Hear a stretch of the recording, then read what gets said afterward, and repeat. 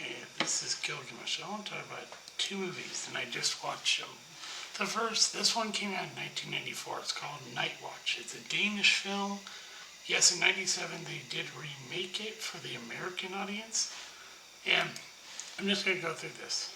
Okay. Nicola Coster, I think it's Vondu or Wandu. He was in Game of Thrones. That's where he was 20 something when he did this movie. And this is actor Kim, who plays Jen's, his best friend. This is Joyce. She, if I remember right, is a prostitute. This is his girlfriend, and she's dating him. Just to, And so basically what it is that Martin here is in law school. So he takes a job as a night watchman, or what we call a security guard at a medical school. And the old man asks when he comes in, how did you get in? He goes, the door was unlocked. He didn't believe him. He goes, yes, the door was unlocked. So he shows him around. And what he has to do is he has this thing. And basically when he goes to an area, he has to put a key in and turn it. So he's shown around to, where they keep this one room where they have these containers. There's liquid in it. There's obviously stuff in there that comes back. But he takes him around and shows him the morgue. And essentially, he just says, focus on the key straight ahead. Turns the light and the key straight ahead. And he goes and turns it, And he tells him about this previous night watchman who turned out to be a necrophiliac. But you don't know what that is. It's someone who likes to have sex with corpses. So he tells him this. This will come important in the plot later on. So he then tells him, get a radio. And tells him, do you have a radio? He goes, no. Well, he says, get one, because you can't have the radio. He tells him at the beginning, and then as they're doing the tour, he says, and lets him know your breath will reek after a while of doing this job. And he goes, in his face, and he goes, ooh, yeah. And he tells him about the coffee maker. And as far as I remember, the door's on the right, means it's over here. When you're looking at it straight ahead, the door's over here. And so he's, takes the job. And he also tells him that if the alarm in the morgue goes off, just call the night nurse and the doctor will come. He says it never really goes off. And so, essentially, we find out, that whole night watch, the previous one with, he fills out a form and then he puts them in a file. He lets them know where all the files are. So as things progress, there's also a serial killer who likes to scalp women and sodomize them after they're dead. So sort of hints that the guy, the night watchman, is killing women so he can have sex with their corpses. And so one night while he's working, he sees the alarm go off. He goes down and is told by the nurse to go check. The doctor will be there in an hour. So he goes and checks it out. And turns out his friend Jens plays a prank on him by pretending to be a corpse. It's kind of funny. Then we meet the inspector. And Rolf is the Inspector Warmer. That's him right here. And he's I think they call superintendent, and Rolf is his partner. And the movie progresses, and essentially at one point there's a body in the morgue and it's been violated. And people think Martin did this, and he's like, no. And eventually his girlfriend confronts him about this junkie prostitute named Joyce, which Martin was helping out, and he didn't sleep with her, but his girlfriend thinks he did. And so the superintendent comes to Martin and tells him he needs a semen sample, so he gives him a semen sample. But here's the thing: detectives would never do that. You would be called in and to a hospital, or whatever, and they would collect it that way. They wouldn't. The superintendent, I don't think, would ever be the one to collect your DNA, because he's investigating. So he gives it to him. He tells him to be careful. He asks his friend about Joyce and everything, and then his girlfriend goes to confront Joyce. And Joyce, the killer, shows up to Joyce's place and basically gives her some drugs and then grabs a knife and he kills her. So when Kalika, that's her right here, comes in, she comes there, she knocks on the door thinking this is where Joyce lives and the guy living there. I think it's supposed to be a gay guy, which I think he is. Yeah, gay man, they say, right, this is him. He tells that Joyce doesn't live here, but she lives check upstairs, so she does, and the door wasn't closed, so she comes in, and eventually she finds Joyce's body, and then we see the killer put on gloves, latex gloves. That's actually what you'd want to do to protect yourself from getting caught. So, and she looks, and Joyce is face down on the bed, and there's a pillow that her face is in, and then she notices a hand come across the door itself, and she kind of, when she's about to call the police, and essentially she leaves. Everything's good, and then we find out who the killer is. And this is just the plot of the movie. Turns out Inspector Wormer is, when you find out who the killer is, you realize he's the original night watchman who turned out to be a necrophiliac that the school covered up. So because he has his semen sample, he pours it on Joyce's down there to make it look like Martin had, and then writes Martin's name. But before that, while Martin's at work, he calls the old guy up, the one that he met with, that gave him this guy right here.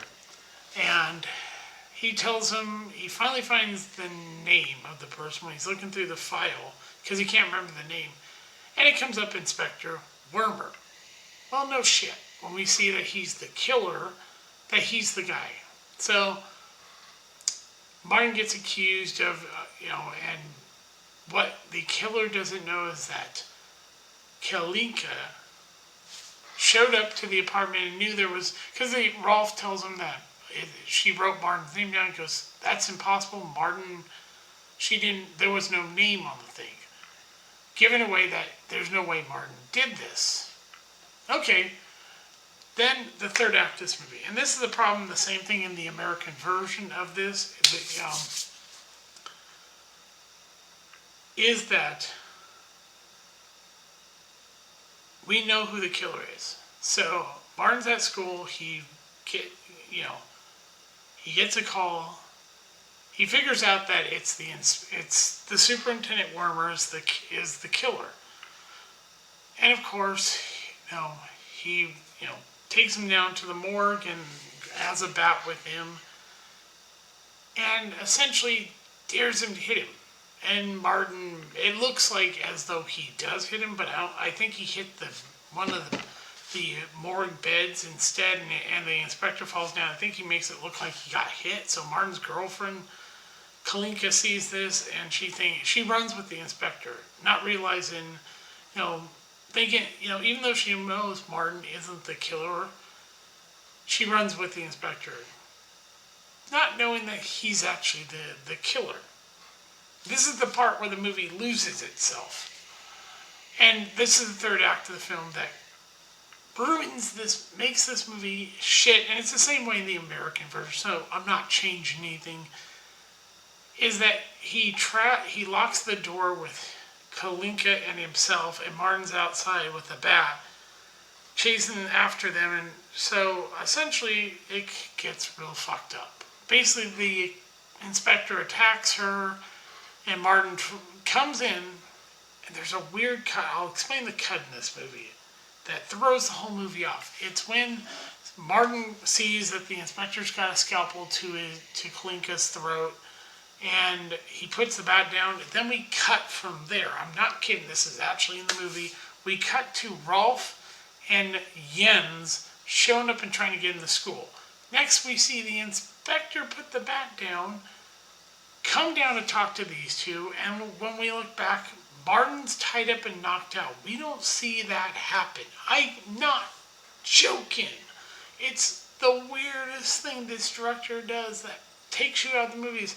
When did the inspector get to him, knock him out, and tie him up, tie him up and everything? And so what happens, Kalinka she's begging Martin, he's obviously been knocked out, we didn't see it.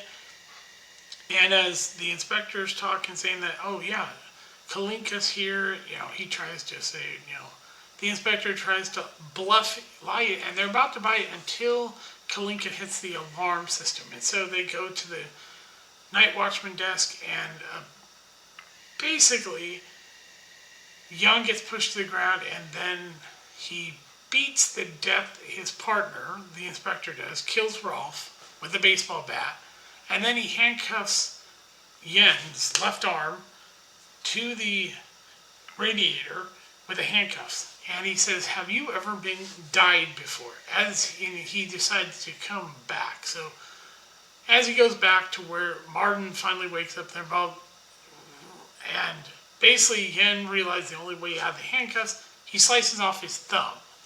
Yeah, and then he comes back, he's wrapped it up, he has the dead cop's gun, and right before he can kill Kalinka, he shoots him twice. He's still not going down. I thought he shot him in the head. I could be wrong about that. I thought that he shot him in the head. So essentially, they stop the killer. We don't know if he's dead. And then the last scene of the movie is we're at a wedding, and you have Kalinka stand next to Jens, and Jens' girlfriend, that's Lotte, she's pregnant. And they ask them, are they getting married? Which means he mistakes Kalinka that Jens and Kalinka are getting married, and she goes, no. And then they reveal, everybody laughs as they reveal, oh, we're getting married. And so that's how the movie ends. And that was a night, and literally, I'm not changing anything. This is literally the American version, has the same, directed by the same guy, director and everything.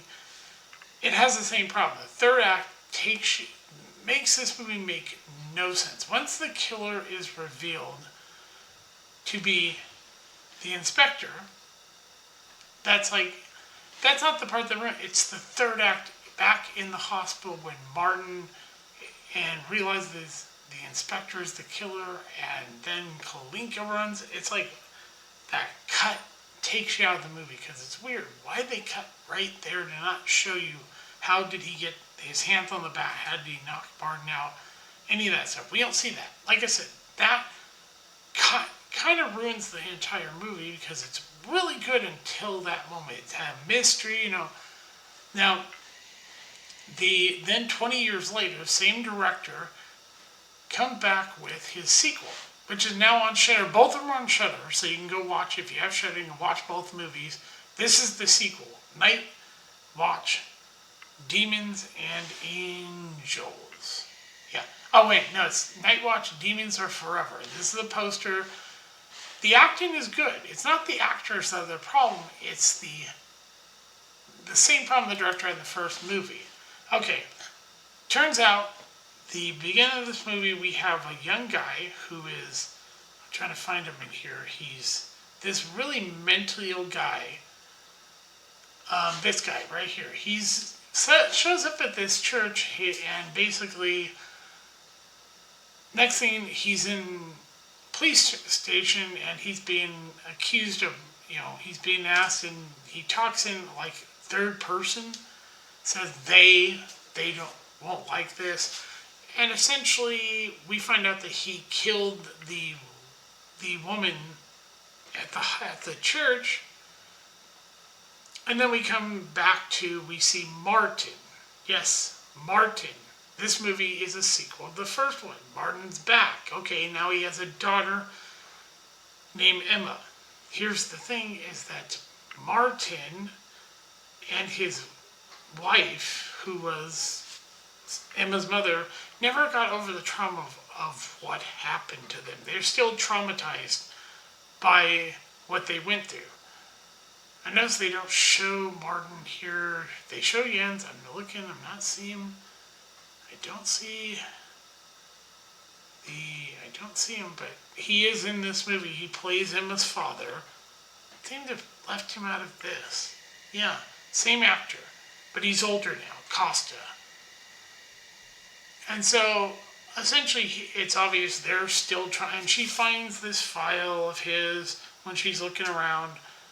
And it turns out her mother went to this cabin and hanged herself because she couldn't get over the trauma she still suffered from what happened in the first movie. And her daughter found her hanged. So when she finds the file, she finds out about her father, about Wormer. And essentially, she finds out he somehow survived being shot. This is just the beginning of the movie. So she decides to go there to confront him. To basically prove to her father that he has nothing to worry about. That there's nothing to worry about. And so she gets there, she lies to get in there to meet Wormer. And he's blind and everything. He survives, he's blind, he acts like this. Like he's kind of not all there. She confronts him, starts recording, and brings up that you went after my parents,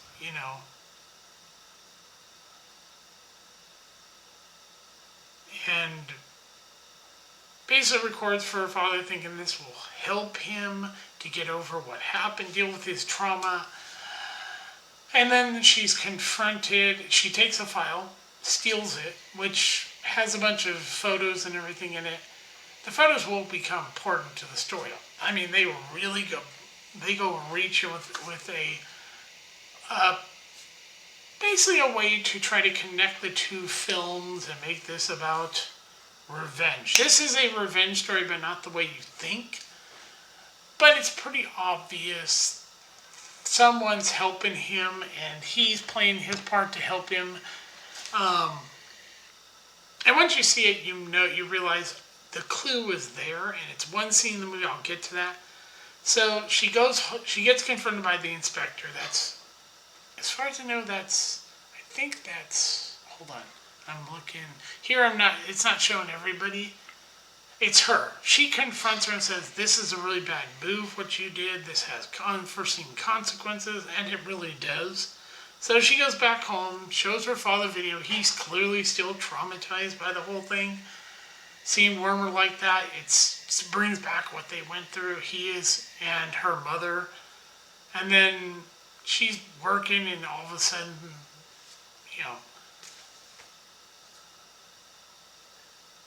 and then we go back to the church, and we find out that is Martin's mother, and she's called her son up because this guy Bent shows up, and he basically has Wormer in tape because he's clearly being used and manipulated.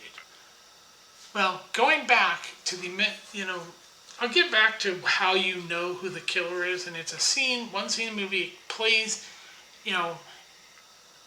What happens is the killer, not giving anything away yet about the killer, wears a mask to look like Wormer.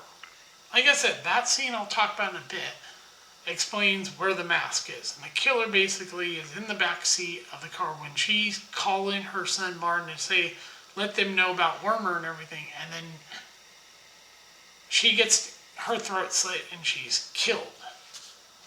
All we know is the killer's wearing a mask that's looking like Wormer. We know that Wormer starts to remember and talks about women's hair. Danish women's hair. It's thicker than most. And he says, with Emma, her hair was dry, but most Danish women have very oily hair. Not kidding, this is in the plot. So then, Jens shows up, and we find out that him and his wife, their marriage didn't survive. everything that happened. And he basically reveals at, dinner everything that he basically fucked his way through northern Thailand. He says that, I didn't. And essentially, like I said, this is a revenge story. So the doctor, that's her right here, convinces his daughter Emma to tell her father to come and see her at the same mental hospital that she works at, where, Wormer is, the man who traumatized her. Him and, like I said, he's not here in this, but he is back. So, yeah. So he decides he's going to get help, and then, the inspector shows up. Her friend, which I think is her. I could be wrong. I think this might be her. Wait, no. I think it's this person, gets abducted by Bent, thinking he is Emma. Takes her back to this home, which I think is supposed to be the killer's home.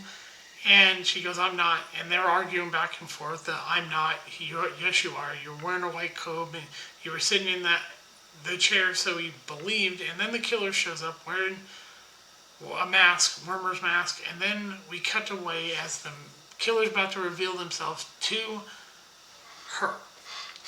I thought it would look like a guy. I could be wrong. I thought that was a guy. It might be a woman's guy. I think it's supposed to be a transgender. I'm not really sure.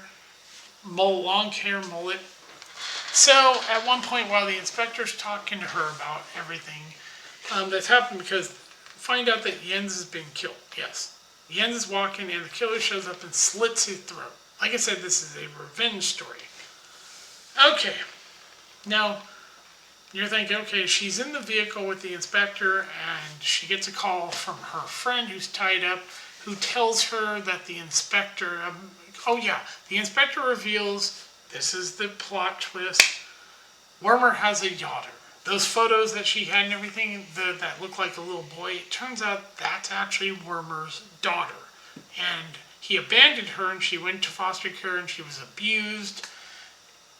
And so when she gets a call from her friend says that, she's been abducted, she's in this house, and tells her that, makes her think that it's the inspector that is Wormer's daughter, which is a lie. Now, I'm going to get back to the point when what the plot controversy gives away who the killer is.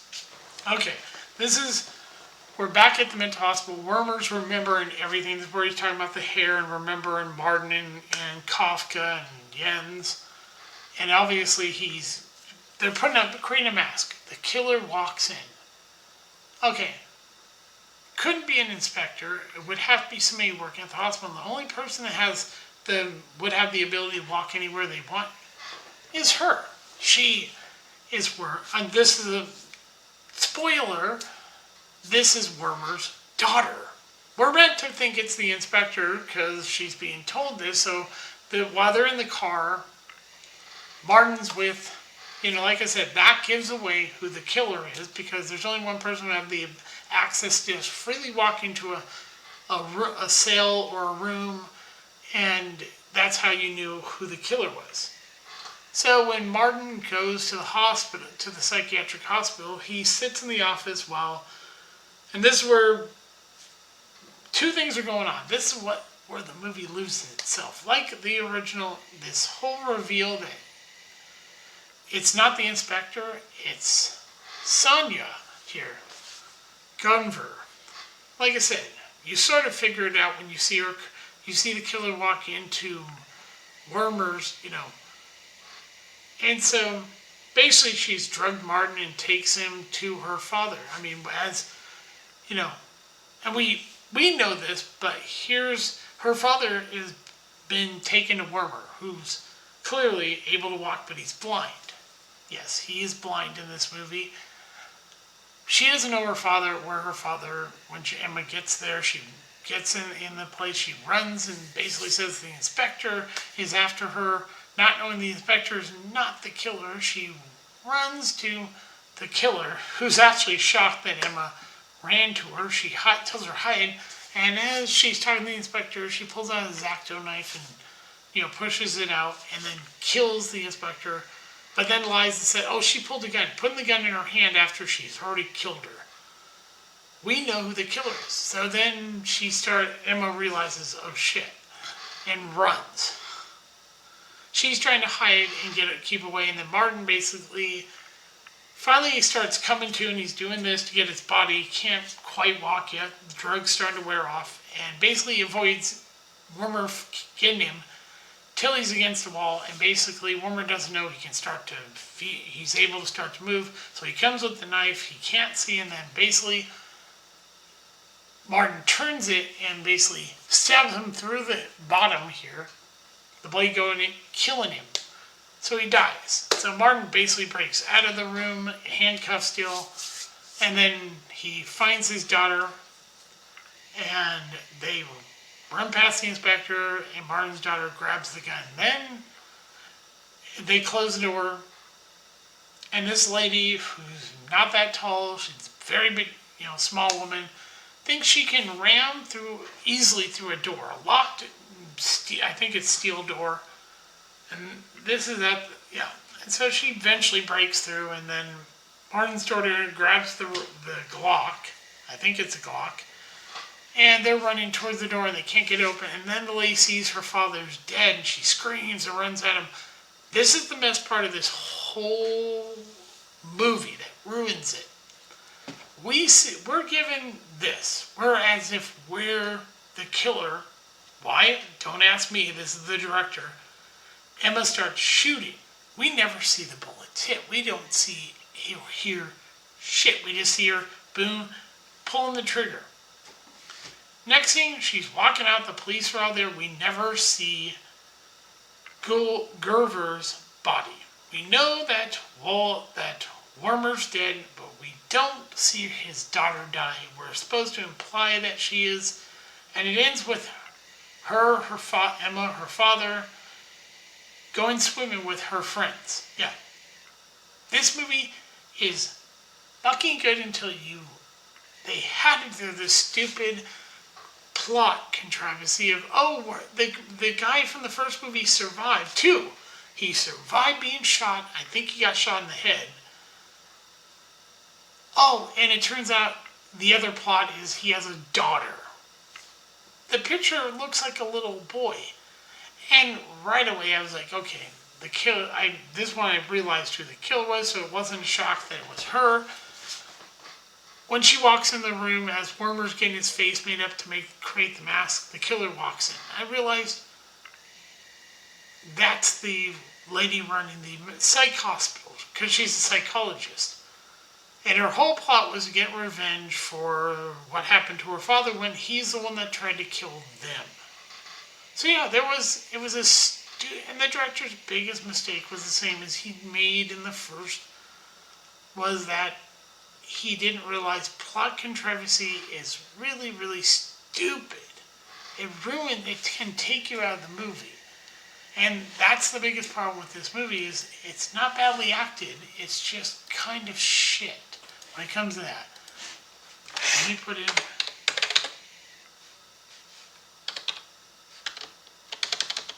I'm going to do this.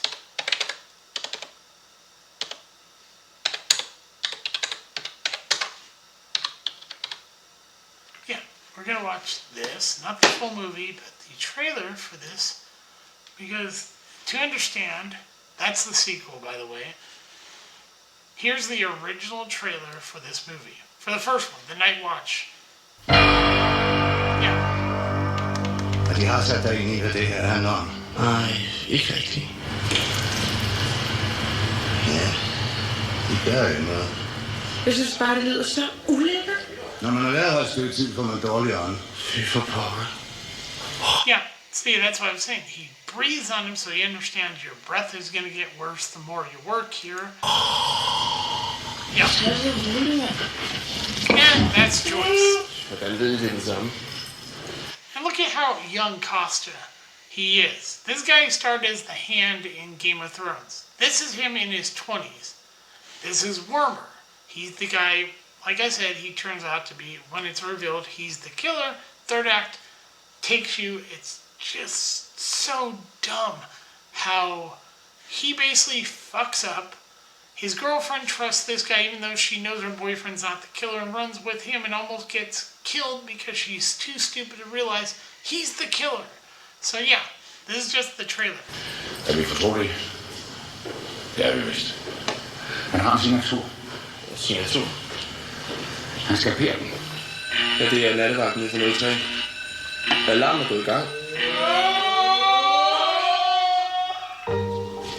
Yeah, there's Jens, who that scene was Jens, the sheet came up, like I said, he's the one that spies him in the morgue with his little prank. Jens is the one that introduces him to the prostitute. See, and this is her. This is Joyce, the prostitute. Yeah, nothing happened. Du må altså meget undskylde med det om din kæreste. Ja. Du må altså få ham til at holde op. Martin? Jeg vil gøre dig unødigt nervøs, men hvis det her er, hvad jeg tror, det er, så står der en meget farlig person i mørket lige bagved dig under dig.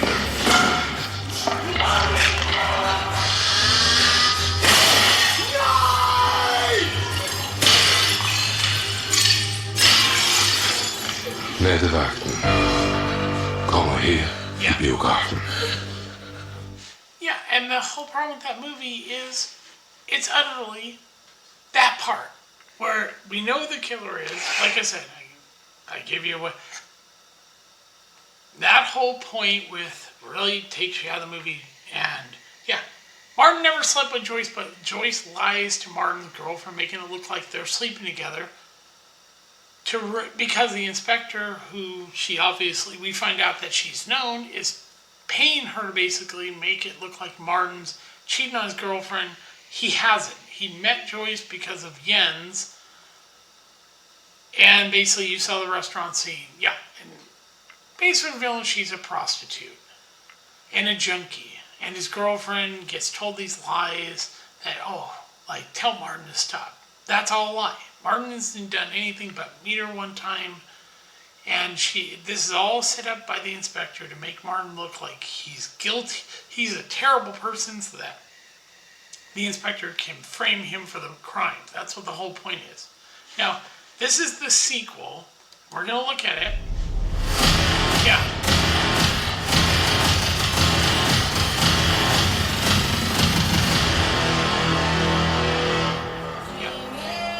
Here's the thing. This is her boyfriend, Frederick. She's in medical school. This is Martin and Kalinka's daughter. Like I said, Kalinka killed herself because she was still so traumatized with what Wormer did back in '94 that she had made her hang herself, and Emma found her. Not her father, but she walked in after her mother hanged herself. We find this out in the movie. And her father's still traumatized. That's how much Wormer got in their heads. He's that particularly evil. Hvad? Ej, for hun kender ikke sammen. Den kender ikke sammen. Alle rigtige mænd har kender ikke sammen.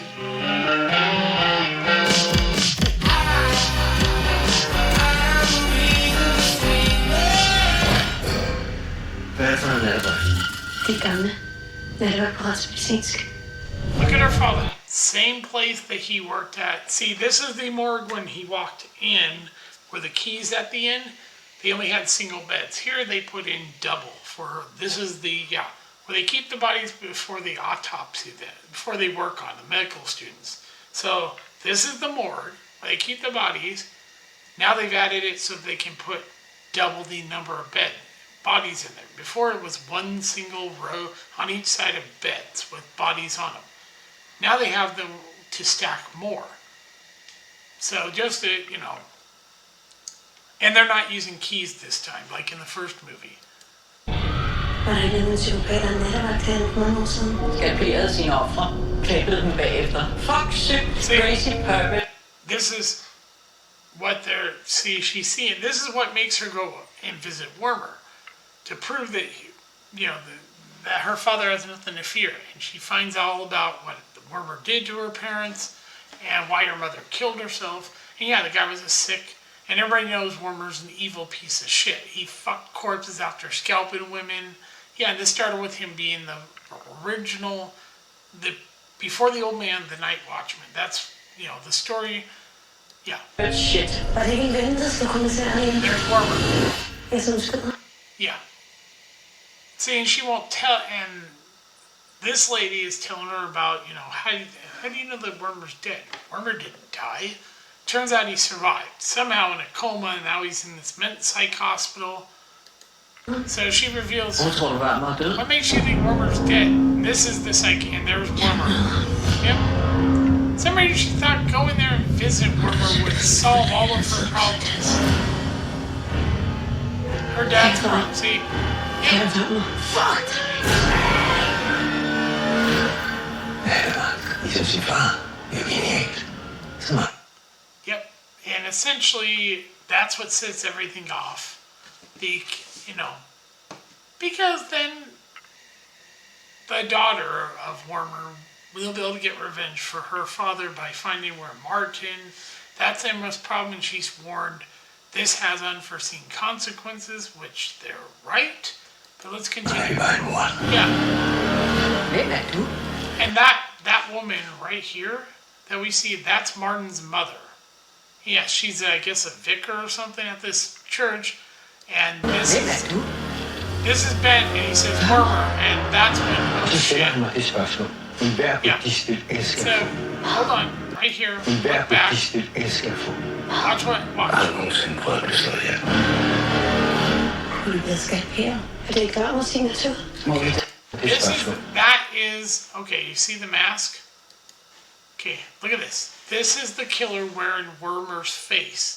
Trying to basically become, Wormer's daughter wants to be like her father. So that's why she had this mask made so that she could basically walk around when she was killing like him. So yeah, and then scalp him and bring the, like she does to Martin's mother, so that she can bring the scalps to her father. Har du nogensinde prøvet at blive slået ihjel? Kunne du blive skabt her? Oh yeah, and just let you know, okay, this is the inspector. We're made to think she's the killer, but the truth is, and I've said this, there's the killer. And it's obvious in the scene, like I said, where the killer walks in as the mask is starting to be made by Ben on Wormer's face. Obviously, she's the killer. That's what ruins the movie. Because the third act in this movie, like in the first one, is really bad. It's even worse here because we never see her get shot by Emma. Yes, Emma shoots her, but we are showing from the killer's point of view. Actually, not even that. The camera's like here. She's back here running, and then we don't hear any shots hit or anything. We just see her pull the trigger. And then next scene, she's coming out. There's police there. That's fucking dumb as shit. And then the beach scene. Yeah, let's go swimming. Her, er det ikke varm signatur? Hvor er vi derfra? Oh, that's her grandmother, by the way. Yeah. Okay, there's... Yeah. En copycat. Er du crazy? Ligesom din far.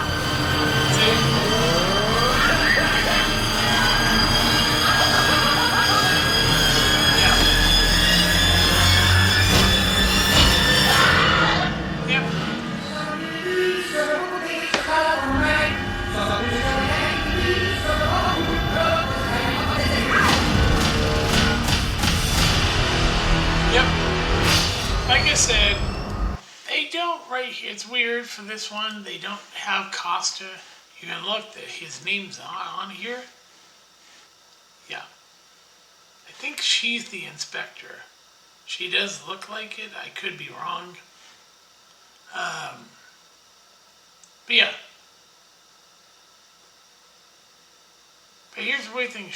I don't remember her being in this movie. She might have been, but I don't remember seeing her. I know that she was married to Jens, and they're not together anymore.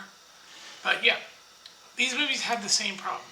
A bad third act that just doesn't, the payoff doesn't work. It actually kind of ruins the entire both movies, is the fact that you have a good story initially, and then it's not after the killer's revealed in the first movie, it's the third act. back at the medical school when he realizes it's Wormer, and then the whole thing in the morgue where he tells him to hit him, and then his girlfriend runs with Wormer knowing that Martin's not the killer. That's what's utterly stupid. It's the stupidity of the movie that ruins this movie. And then this one, it's like, when we don't see her shoot and we only see from what's supposed to be the killer's point of view, that kind of takes you out of the whole movie. Yeah, we don't see the killer get, Wormer's daughter get killed. We're like this, we're looking and seeing her pulling the trigger, but never see the body get hit. So, yeah. But yeah, this is Gilgamesh. I just want to do this real quick. They're both on Shudder if you want to see them. So, or AMC Plus if you have that. So, this is Gilgamesh. I will talk to you later. Bye.